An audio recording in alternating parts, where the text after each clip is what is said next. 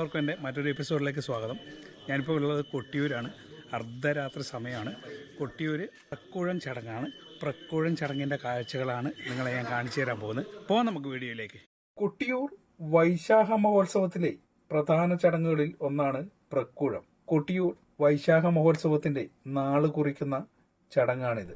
കാടിന്റെ വന്യതയിലും കാട്ടാറിന്റെ രൗദ്രതയിലും 28 ദിവസം നീണ്ടു നിൽക്കുന്ന കൊട്ടിയൂർ ഉത്സവം കണ്ണൂരുകാരുടെ മാത്രമല്ല, ഏതൊരു ശൈവവിശ്വാസിയുടെയും ഭക്തിയെ ഊട്ടിയുറപ്പിക്കുന്നതാണ്.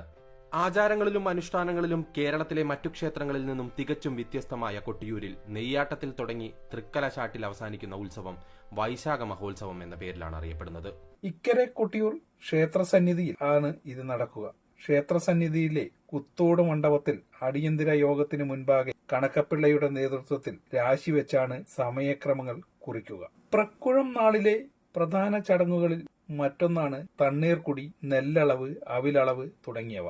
അർദ്ധരാത്രിയോടുകൂടി ആയില്യാർക്കാവിൽ നടത്തുന്ന ഗൂഢപൂജയാണ് പ്രക്കുഴം നാളിലെ പ്രധാന മറ്റൊരു ചടങ്ങ്. കൊട്ടിയൂർ വൈശാഖ മഹോത്സവത്തിന്റെ ഭാഗമായി ഇക്കരെ കൊട്ടിയൂരിൽ നടക്കുന്ന പ്രാരംഭ ചടങ്ങായ പ്രക്കുഴം ചടങ്ങിനുള്ള അവിലളവിനുള്ള അവലുമായി കാക്കയങ്ങാട്, പാല, പുല്ലാഞ്ഞിയോട്ടെ, നരഹരിപ്പറമ്പ് നരസിംഹമൂർത്തി ക്ഷേത്രത്തിൽ നിന്നുള്ള സംഘം ഇക്കരെ കൊട്ടിയൂരിലേക്ക് പുറപ്പെട്ട് വൈകുന്നേരം 5 മണിയോടുകൂടി കാൽനടയായി കൊട്ടിയൂരിലേക്ക് പുറപ്പെട്ട് സന്ധ്യയോടെ മണത്തണ കുണ്ടേൻ മഹാവിഷ്ണു ക്ഷേത്രത്തിൽ എത്തിച്ചേരുന്ന സംഘം അവിടെ വിശ്രമിച്ച ശേഷം പിറ്റേ ദിവസം പുലർച്ചെ കാലത്ത് 8 മണിയോടെ കൊട്ടിയൂരിലേക്ക് പുറപ്പെടും. ഇതിനുശേഷമാണ് പ്രക്കുഴം ചടങ്ങുകൾ ആരംഭിക്കുക. 28 വർഷത്തോളമായി നരഹരിപ്പറമ്പ് നരസിംഹമൂർത്തി ക്ഷേത്രത്തിൽ നിന്നുമാണ് കൊട്ടിയൂരിലെ പ്രക്കുഴം ചടങ്ങിനുള്ള അവൽ എത്തിക്കുന്നത്. വ്രതം നോറ്റ 17ഓളം സ്ത്രീകളാണ് അവൽ തയ്യാറാക്കുന്നത്. ഇത് തയ്യാറാക്കുന്ന സ്ത്രീകളെല്ലാം 50 വയസ്സിന് മുകളിൽ പ്രായമുള്ളവരാണ്. ഭക്തി നിർഭരമായ അന്തരീക്ഷത്തിലാണ് നരസിംഹമൂർത്തി ക്ഷേത്രത്തിൽ നിന്ന് അവൽ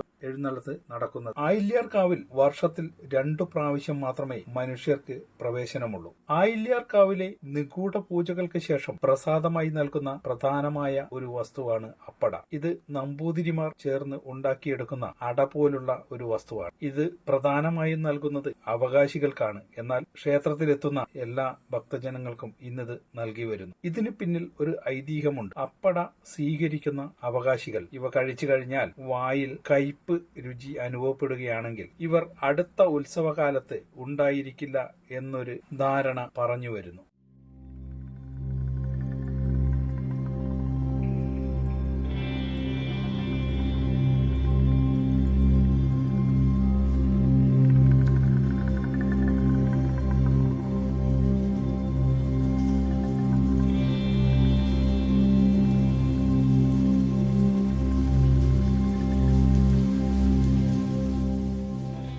ഇതിൽ എത്രത്തോളം സത്യമുണ്ട് എന്ന് എനിക്കറിയില്ല. എങ്കിലും ഞാനും ആ പ്രസാദം സ്വീകരിച്ചു.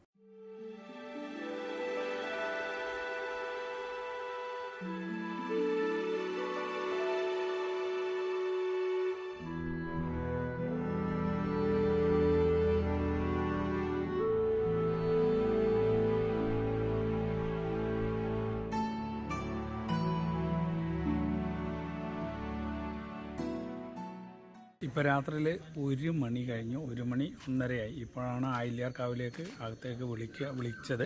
അന്നേരമാണ് ഇവിടെ കൂടി നിന്നവർക്കൊക്കെ അക്കരെ ആയില്യാർക്കാവിൻ്റെ അകത്തേക്ക് പ്രവേശനമുള്ളൂ. മറ്റ് സമയങ്ങളിലൊന്നും പ്രവേശനമില്ല.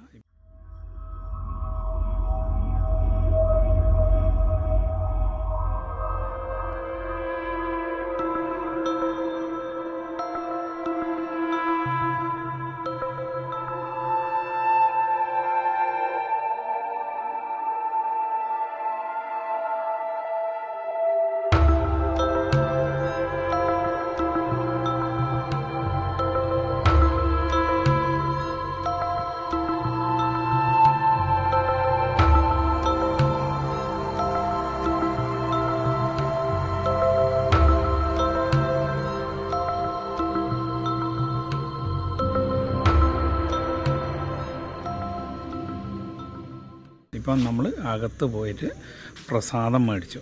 ആയില്യാർക്കാവിനകത്ത് പോയിട്ട് പ്രസാദം മേടിച്ചു.